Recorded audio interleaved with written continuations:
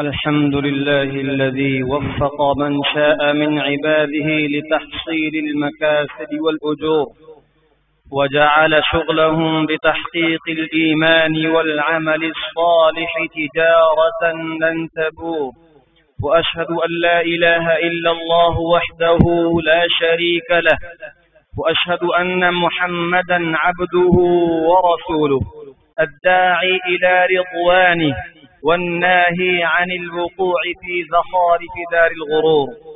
اللهم صل وسلم على نبينا محمد وعلى آله وصحبه البررة الراغبين في الحسنات والأجور.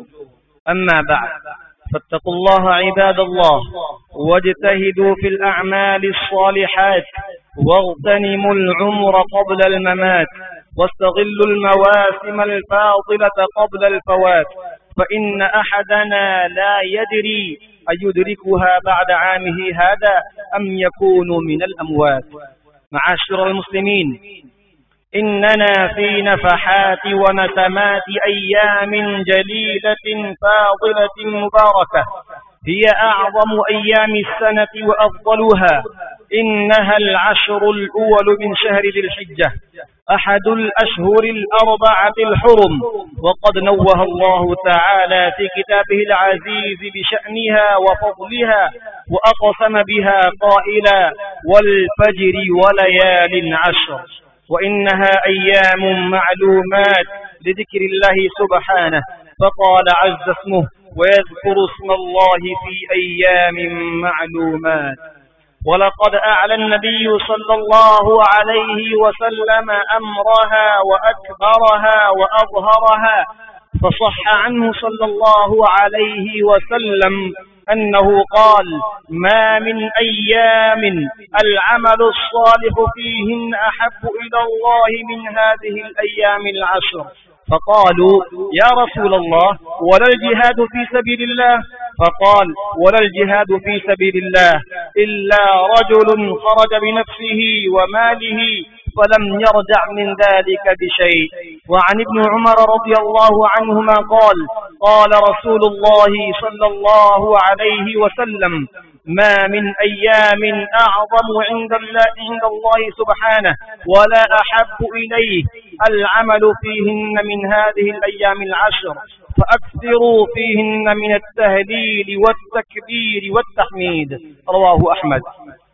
فاتقوا الله عباد الله في هذه العشر المباركة من جهة الحسنات بإكثارها، ومن جهة السيئات بتركها وإقلالها، فقد عظم الله أيام العشر وجعل زمنها مباركا وأيامها فاضلة وقليلا، رحمة بكم وإحسانا إليكم حتى تستدركوا عمرا ضيعتم أوله، وفرائض وواجبات قصرتم فيها أو أضعتموها، وذنوبا أسرفتم فيها وسقطتم في أوحالها، فاشكروا ربكم عليها، فوقتها قصير وأجورها كبيرة، وذلك فضل الله يؤتيه من يشاء، والله ذو الفضل العظيم.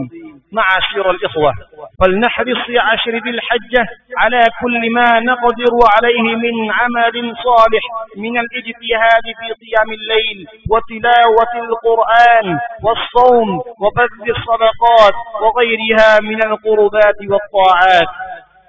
فالعشر موسم تجارة رابحة، والأرباح فيه مضاعفة، فسألوا الله الإعانة والتوفيق، فمن سأل الله صادقا أجابه، ومن استعان بالله على حسن عبادته صادقا أعانه، والذين جاهدوا فينا لنهدينهم سبلنا، وإن الله لمع المحسنين.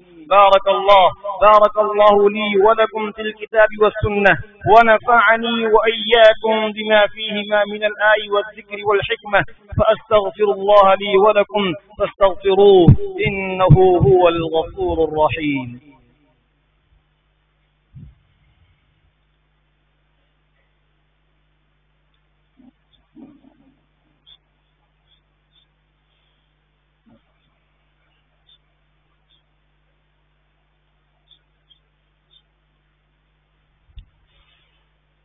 الحمد لله حمدا يليق بجلال وجهه وعظيم سلطانه، وأشهد أن لا إله إلا الله وحده لا شريك له تعظيما لشأنه، وأشهد أن محمدا عبد الله ورسوله صلوات الله وسلامه عليه وعلى آله وأصحابه ومن سار على نهجه. أما بعد، فاتقوا الله تعالى وأطيعوه ولا تعصوه، واتقوا يوما لا تجزي نفس عن نفس شيئا ولا يقبل منها عدل ولا تنفعها شفاعة ولا هم ينصرون. معاشر المسلمين، من فضل الله تعالى على عباده أنه جعل لهم مواسم للطاعات يستكثرون فيها من العمل الصالح ويتنافسون فيها للتقرب إلى الله عز وجل. فبعد أن من الله على المؤمنين برمضان أكرمهم بالعشر الأوائل من ذي الحجة حتى يجبروا كسر قلوب المؤمنين بعد انقضاء رمضان بإدراك العشر الأوائل من ذي الحجة. فلا بد أن يستقبل المسلم مواسم الطاعات بالتوبة الصادقة والعزم الأكيد على الرجوع إلى الله عز وجل. وفي هذه العشر فرصة كبيرة لاغتنام الحسنات ورفع الدرجات. قال تعالى: هم درجات عند الله والله بصير بما يعملون. فالسعيد من اغتنم هذه العشر وتقرب إلى الله بالطاعات والحسنات. فكما أن الطاعات أسباب للقرب من الله تعالى، فإن المعاصي أسباب للبعد عن الله والطرد من رحمته، وقد يحرم الإنسان رحمة الله بسبب ذنب يرتكبه. فإن كنت تطمع في مغفرة الذنوب والعتق من النار، فأحذر الوقوع في المعاصي في هذه الأيام وفي غيرها، ومن عرف ما يطلب هان عليه كل ما يبذل. هذا وصلوا وسلموا على خير البرية وأزكى البشرية محمد بن عبد الله، وقد أمركم الله بالصلاة عليه، فقال عز من قائل: إن الله وملائكته يصلون على النبي يا أيها الذين آمنوا صلوا عليه وسلموا تسليما. اللهم صل وسلم وبارك على سيدنا ومولانا محمد وعلى آله وصحبه أجمعين. وارض اللهم عن الخلفاء الراشدين خليفة رسول الله سيدنا أبي بكر الصديق، وعن أمير المؤمنين سيدنا أبي حفص عمر بن الخطاب، وعن جامع القرآن وذي النورين والبرهان أمير المؤمنين سيدنا عثمان بن عفان، وعن أسد الله الغالب أمير المؤمنين سيدنا علي بن أبي طالب رضي الله تعالى عنهم أجمعين، وعن التابعين وتابع التابعين لهم بإحسان إلى يوم الدين، وارض عنا معهم وفيهم برحمتك يا أرحم الراحمين. اللهم وفقنا لما تحب وترضى، واجعل آخرتنا خيرا من الأولى. عباد الله رحمكم الله، إن الله يأمر بالعدل والإحسان وإيتاء ذي القربى وينهى عن الفحشاء والمنكر والبغي يعظكم لعلكم تذكرون. اذكروا الله العلي العظيم يذكركم، واشكروه على نعمه يزدكم، ولذكر الله أكبر والله يعلم ما تصنعون.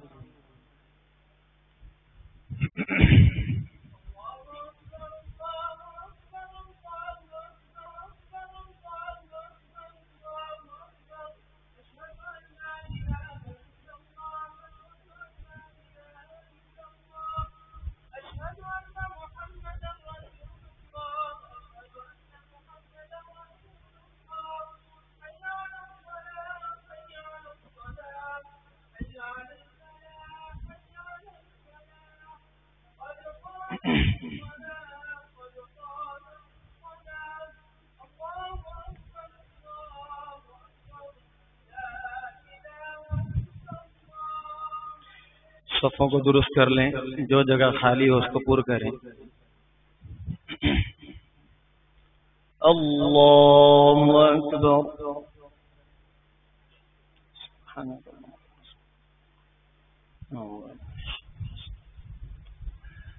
الحمد لله رب العالمين الرحمن الرحيم مالك يوم الدين إياك نعبد وإياك نستعين اهدنا الصراط المستقيم صراط الذين أنعمت عليهم غير المغضوب عليهم ولا الضالين.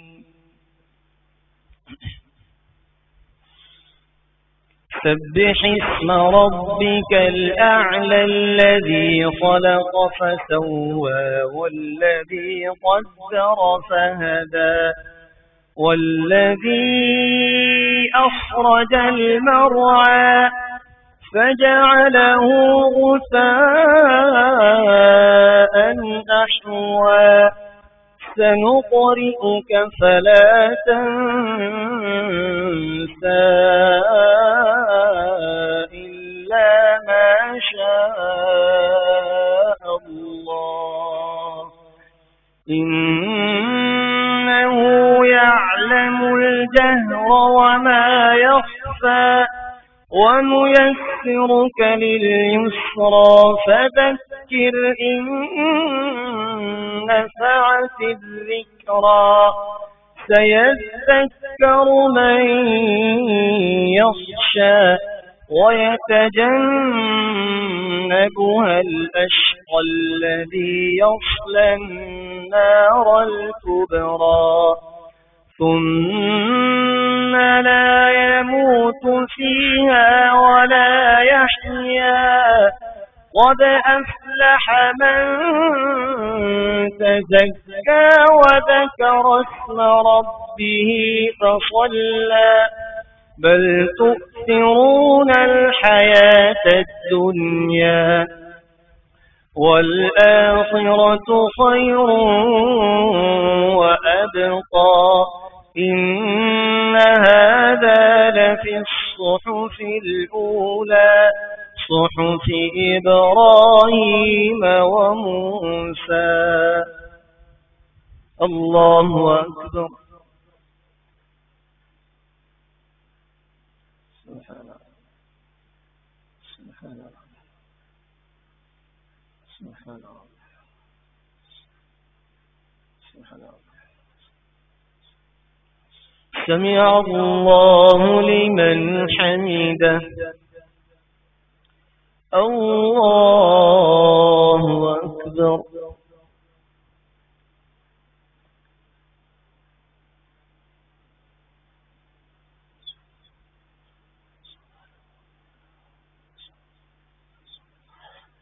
الله أكبر. الله أكبر. سبحان الله سبحان الله سبحان الله. الله أكبر. الحمد لله رب العالمين الرحمن الرحيم مالك يوم الدين إياك نعبد وإياك نستعين اهدنا الصراط المستقيم صراط الذين أنعمت عليهم غير المغضوب عليهم ولا الضالين.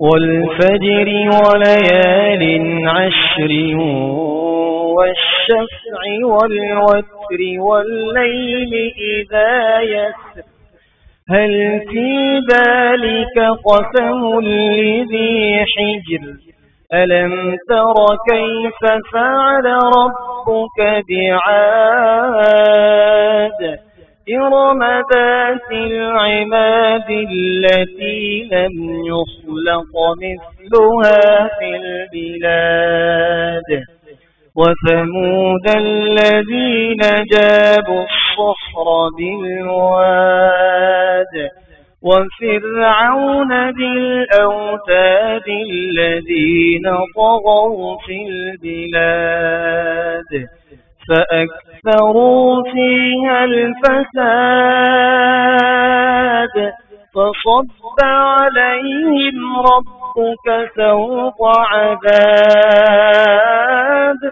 إن ربك لبالمرصاد فأما الإنسان إذا ما ابتلاه ربه فأكرمه ونعمه فيقول ربي أكرمن وأما إذا ما ابتلاه فقدر عليه رزقه فيقول ربي أهانن كلا بل لا تكرمون اليتيم ولا تحاضون على طعام المسكين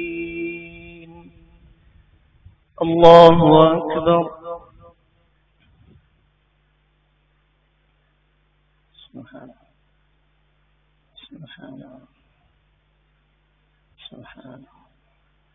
سبحان سمع الله لمن حمده الله أكبر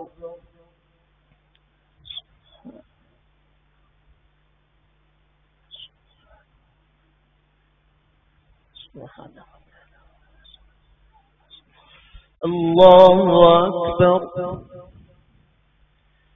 الله أكبر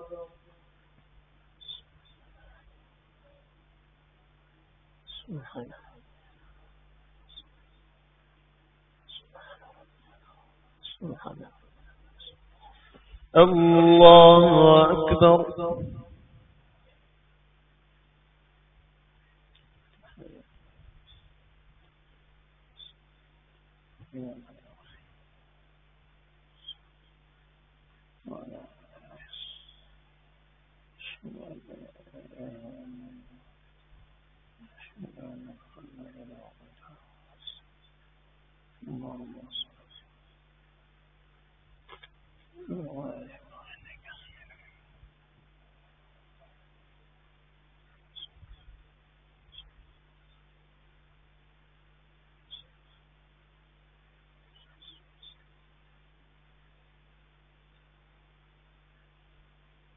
السلام عليكم ورحمة الله السلام عليكم ورحمة الله